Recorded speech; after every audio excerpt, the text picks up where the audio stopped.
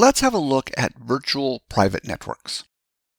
A virtual private network, or VPN, creates a secure connection between two devices over an insecure network like the Internet. To understand how it works, it is best to consider an example. Let's consider a user who wants to connect to their head office network. Between the office and the user is the Internet, and there is no direct connection. To connect to the head office, a VPN is established between the user and the head office. Another main use for a VPN is to connect two offices over the Internet. In each case, each office will have a VPN device that will create a connection between the two offices. In the past, offices were connected using dedicated lines, which were expensive to operate. As the Internet became cheaper and more common, these dedicated lines were replaced by Internet connections. The Internet is a public network, and companies need to keep their data private. To do this, companies use a VPN to create a secure connection over the Internet to keep their traffic safe. Let's have a closer look. To understand how a VPN works, let's consider two devices are sending traffic between each other. For this example, I will only consider traffic going in one direction. Now let's consider a hacker on the network. The hacker will attempt various techniques to access or modify the data traveling between the two devices. The first attack is packet sniffing. Packet sniffing is when the hacker simply reads the packets as they travel over the network without modifying them.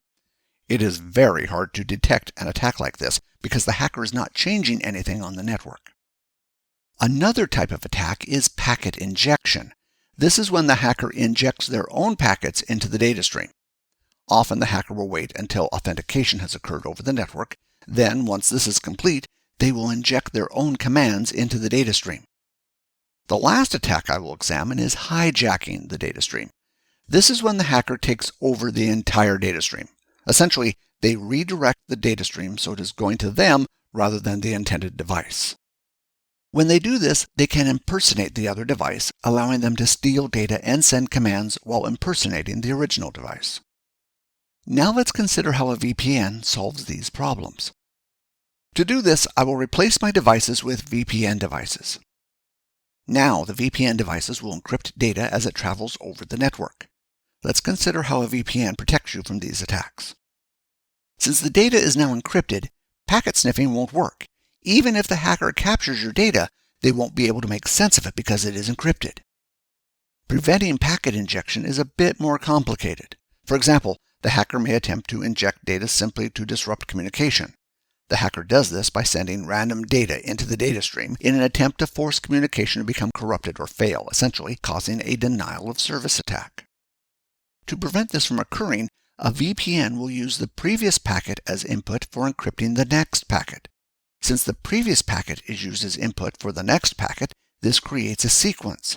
If a packet is modified or the sequence is broken, the packet is dropped. Thus, if a hacker injects data into the data stream, this new data won't match the sequence and will be dropped. If the hacker attempts to hijack the data stream, the data will be encrypted and the hacker won't be able to read it. If the hacker attempts to insert data into the hijacked data stream, the sequence will be broken and the packets will be dropped. You can see the advantages of VPNs. Put simply, it allows a secure connection to be created over an insecure network that can't be eavesdropped on or tampered with. However, there is another useful feature with VPNs. A VPN changes your public IP address, making it appear as if you are somewhere else. This can have its advantages, but can also be slow in some cases. In most cases, a VPN will slow down your connection, but there are some advantages to this. Many VPN providers advertise their products as improving your privacy. To understand if they do or not, it helps to consider how safe your traffic is without a VPN. Nowadays, the vast majority of websites use HTTPS to encrypt data. The way this works is that the user connects to a website. A secure channel is created between the user and the website, and all the traffic between them is encrypted. It is estimated that over 90% of websites use HTTPS. And users are more likely to visit a site that uses HTTPS over one that does not. This makes the number of websites visited using HTTPS quite high. If you connect to a website that uses HTTPS, you will see a lock symbol next to the web address. If you don't see this lock symbol, the connection is not secure. Since so many websites now use HTTPS, you will find that many internet browsers will give you a warning message if HTTPS is not supported. In some cases, downloads that don't use HTTPS won't work unless you enable a setting in the internet browser. This means there's a very high probability that all your web traffic is already encrypted. This means that a hacker on your ISP won't be able to listen to your web traffic if it is encrypted. Depending on which country you live in, your ISP may gather data about you and sell it to a third party. In the US, this has been legal since 2017. There's a big temptation for an ISP to sell off what data they can, as it means extra revenue for them. At least by using HTTPS, this is one set of data the ISP won't be able to access. However, there are other methods an ISP can use to view what you are looking at. If you use network auto configuration from your ISP, it will most likely use the ISP's DNS server. DNS server traffic is currently not encrypted by default. DNS can be transferred over HTTPS just like web traffic. This standard started being used in DNS servers in 2018.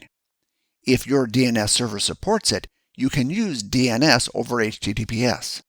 Since it is a new standard, your ISP may not support it. Without encryption, a hacker could view your DNS data. They could also send back false replies to redirect your traffic to a fake website. Keep in mind that encrypted traffic can't be read unless it is decrypted. In the case of DNS over HTTPS, it is decrypted by the ISP's DNS server. Thus, encrypting your DNS traffic, but using the ISP's DNS servers, does not offer you much protection. One way to get around this is to use an internet DNS server. If your DNS traffic is not encrypted, your ISP will still be able to access it. If you encrypt the DNS traffic, this means the ISP won't be able to access it, but the internet DNS server will still be able to. So the question is, who do you want to have access to your DNS data? You are essentially making a decision about who has access to it. The next question is, what information can they obtain? The DNS server will be able to record which DNS names you resolve. Using this information, they could potentially determine which sites you visited. However, this information is limited. For example, the DNS server would know that you visited YouTube, but would not be able to determine which videos you viewed on YouTube. Thus, your DNS information can only provide very broad statistical information. The main takeaway from this is that without using VPN, most of your traffic is encrypted, and if you use DNS over HTTPS, you can encrypt almost all of it. However, there are other ways of tracking you and gaining information from you. It is quite common to track users using cookies. Cookies are small text files containing a small piece of data. Often this data will be random, so it won't mean anything to you, but can be used by a website or service to identify you. Thus, if you are visiting different websites and there is a tracking cookie on your computer, it can be used to track you. This makes any encryption you use irrelevant. The other point of attack is personal details. You can use the most secure encryption in the world, but if you use personal details on a website that is not secure, you have identified yourself. It is like having the most secure front door in the world, but leaving the back door open. Security is only as strong as the weakest link. Many VPN companies advertise themselves as being secure, using terms like military encryption, saying it will keep you secure. This is a half-truth.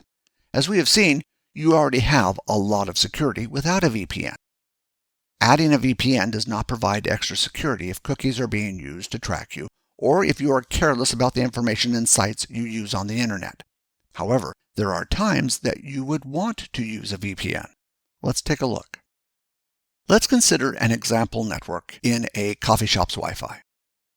The network is free to use, so anyone in range can use it. In this example, we have a user using their laptop in the coffee shop. On the coffee shop Wi-Fi is a hacker. Given that the coffee shop is a public network, it is very easy for a hacker to connect to these networks. The hacker could capture your traffic or send you traffic, either trying to hack into your computer or pretending to be someone else. Thus, the coffee shop is considered to be a low security network. In this example, let's consider the user wants to connect to their head office. Once connected to their head office, they will be able to connect to the corporate network as if they were physically on the corporate network. Essentially, the user will be given an IP address on the corporate network. To do this, a tunnel is created between the user and the office. For business VPNs, generally all the user's traffic is directed through this tunnel.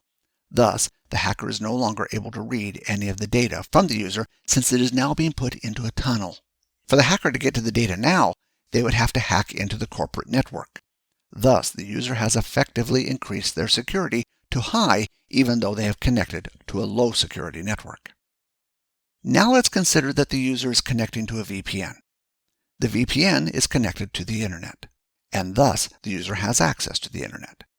Since the user is connected to the VPN using a tunnel, they have once again bypassed the hacker. The internet is full of hackers. I would argue Wi-Fi in a coffee shop is easy to be hacked. In contrast, it is harder for a hacker to hack into ISP connections. Thus, if I were using a home network, I would consider it a more secure network than a coffee shop and would not worry about using a VPN. The internet, unlike the corporate network, is a public network.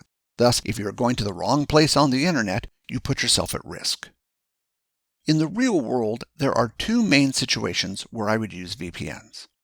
The first is when using insecure networks, such as public Wi-Fi often used in airports, cafes, and hotels. You don't know who else is connecting to them. The other time is to change my public-facing IP address so it appears that I am somewhere else. If you are planning any activity where someone knowing your public IP address may put you at risk of a denial-of-service attack, I would use a VPN. For example, internet streamers often use VPNs. VPN providers often have locations all over the world that you can connect to. If you are simply trying to change your IP address, I recommend choosing a location close to your physical location. My personal experience is that if you try to connect to another country, this can significantly slow down your connection speed. In the case of internet streaming, if someone were to get your public IP address, they would get the VPN's public IP address. A denial-of-service attack would thus target the VPN provider, not you. They are generally good at handling these kinds of attacks, but if it gets out of hand, you can simply change the IP address the VPN is using, or even change the VPN servers. Your physical IP address is not always that easy to change. Many VPN providers offer their own software that you can install on your computer to access the VPN. Another option is to purchase an external router, such as this travel router. These devices, when configured, automatically connect to the VPN for you. You simply plug it into your computer and connect to your network. For example, you would connect to the public Wi-Fi using the router, and the computer would connect to the router. This gives you an extra layer of security. Operating systems come with firewalls to help keep your computer safe, and these devices also have firewalls that provide an extra layer for the hacker to get through to reach your computer. These devices also come with an internet kill switch. If for any reason the VPN disconnects, you can configure it to automatically switch off the internet connection. This is one of the security weaknesses with a VPN. If they fail for any reason, it can leave your computer exposed to the public Wi-Fi. The internet kill switch cuts the connection, keeping you safe. However, you won't have internet access until the VPN connection is restored. In this case, I have used a GL iNet travel router as an example. There are many different routers available for purchase. We personally use these routers in the office and when traveling. They have models designed for traveling and others designed for home use, such as internet streaming. We don't receive any payments or discounts for using their products, we simply like them. That concludes this video on VPNs. I hope you found it informative, and I look forward to seeing you in the next video. Until next time, thanks for watching.